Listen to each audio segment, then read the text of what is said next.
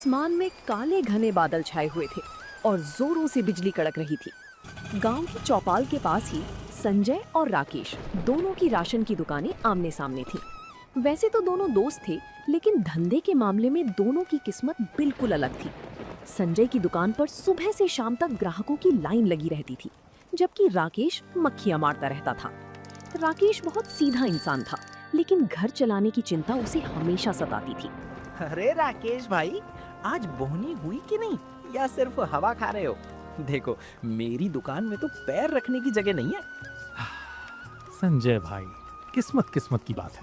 तुम्हारी दुकान अच्छी चल रही है, भगवान तुम्हें और बरकत दे। हमारी तो बस दाल रोटी चल जाए वही बहुत है। अरे भाई, सिर्फ किस्मत नहीं, दिमाग की बात होती है। ग्राहक को कैसे फंसाना है, ये कला हर किसी के पास नहीं होती। अब तुम्हारी दुकान को ही देख लो, सारा सामान धूल खा रहा है। सामान तो सब अच्छा है संजय भाई, बस ग्राहक मेरी दुकान की तरफ मुड़ता ही नहीं।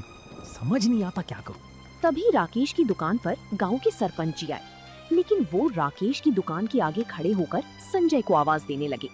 संजय, जरा 2 किलो चीनी और 1 पैकेट चाय पत्ती देना भाई। जल्दी करना, घर पर मेहमान आए हैं। आइए आइए सरपंच जी, अभी देता हूँ। आपके लिए तो बिल्कुल ताज़ा और बढ़िया माल रखा है। राकेश ये सब देख रहा था।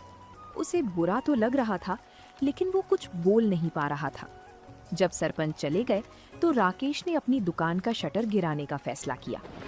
आज फिर खाली हाथ घर जाना पड़ेगा। घर में राशन के पैसे भी खत्म होने को आए हैं। हे भगवान, कोई तो रास्ता दिखा। राकेश दुकान बढ़ाकर अपने घर की तरफ चल दिया। रास्ते में ठंडी हवाएं चल रही थीं और बारिश की बूंदें गिरने लगी थीं। राकेश को खाना बनाने का बहुत शौक था और उसके हाथ में जादू था। वो जब भी घर पर कुछ बनाता, महक पूरे मोहल्ले में फैल जाती थी। लेकिन इस हुनर से पैसे कैसे कमाए जाएं, ये उसे नहीं पता था। घर पहुंचकर राकेश ने अपनी साइकिल खड़ी की। उसकी पत्नी सुधा दरवाजे पर ही खड़ी उसका इंतजार कर रही थी। आज बड़ी जल्दी आ गए जी, चेहरा इतना उतरा हुआ क्यों है? सब ठीक तो है ना?